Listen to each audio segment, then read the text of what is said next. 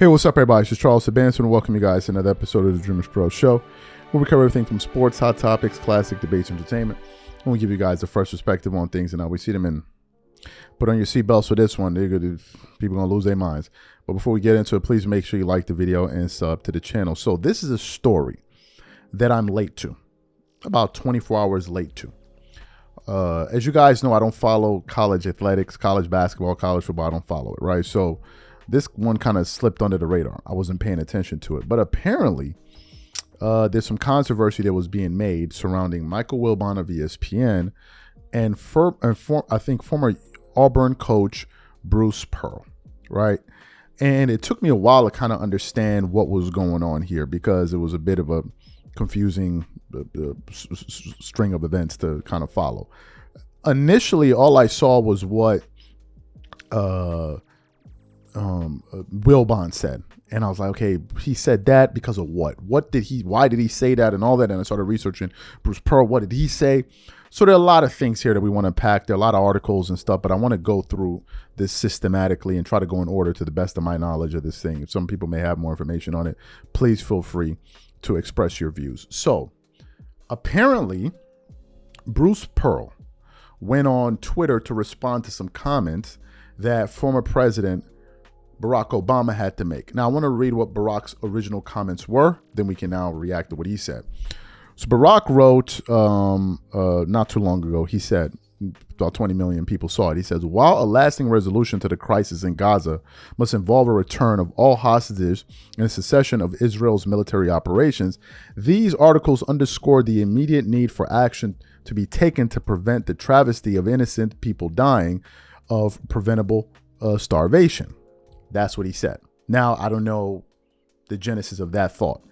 Then, apparently, Bruce Pearl responded to those comments by saying this: you gave billions to Iran and Hamas, creating this mess, and not one word from you calling for them to release these hostages, surrender, and end the war. Tell Hamas to 1, quit stealing and reselling aid, 2, stop attacking GHF workers who are feeding Gazans, 3, leave and end suffering. So that's what he said, right? So the president said that. This gentleman said this. But I now want to take it a step further because essentially there's more to this. Now, he went on Outkick, talking about Bruce Pearl. He went on Outkick to basically expand on his thoughts about former President Barack Obama. So what we want to play for you guys now is we want to play his comments that he made on Outkick, just to give this story more context and more texture. And then we're going to continue on the show. Take a listen to what he had to say here. I get so frustrated when I hear what a terrible country we are, how racist we are, how this is not the land of opportunity for everybody. Look, we've got a lot to work on, and there's racism that absolutely does exist, and it's wrong.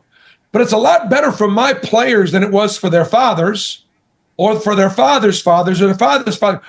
And so I want my guys to recognize there are going to be obstacles, but not roadblocks. And that's what Barack Obama did. However, as our president, other than just love listening to him talk because he's such a great orator, I disagree with so many of his policies. I thought in so many ways, rather than uniting us as a country, even by race, he divided us. Everything was black and white. Everything was the obstacles that were against, my players from being successful. I'm trying to teach my guys, look, I don't want you working at Subway. I want you owning 5 of them. And that's possible. I think in many ways, Barack Obama told a different story. So it's hard to criticize him, though, because you get a lot of feedback that's really, really negative. My point on Obama the last time was this. He was calling on Israel for a ceasefire. He was calling on Israel to stop the war. He was calling on Israel, to release the hostages. And I'm like, dude, they're not the ones holding the hostages. They didn't start this war.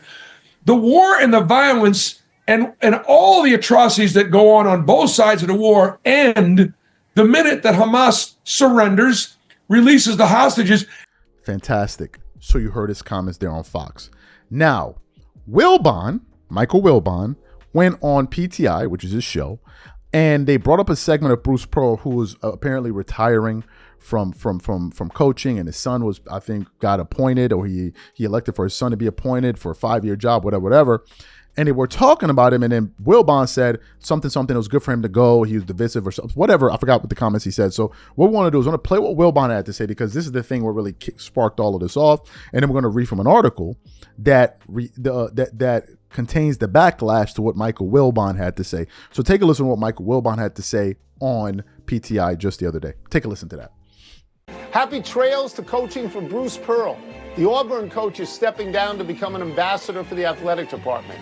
In his place, the school gave a 5-year deal to his son, Steven. Pearl is 65. He has had terrific teams at Milwaukee, Tennessee, and Auburn, which made the Final Four last season and in 2019.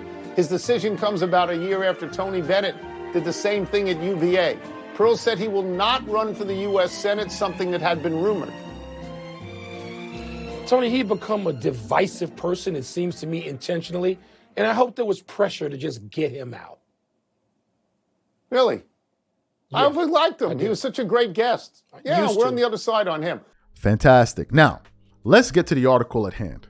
Okay, so this article here is from Yahoo Sports with the following headline saying, right-leaning sports pundits are up in arms over ESPN's Michael Wilbon celebrating retirement of divisive basketball coach Bruce Pearl. Then continues on. Long-time ESPN host Michael Wilbon drew the ire of right-leaning sports media figures for his criticism of former Auburn University basketball coach Bruce Pearl. On Monday, Pearl announced his retirement from coaching, effective immediately.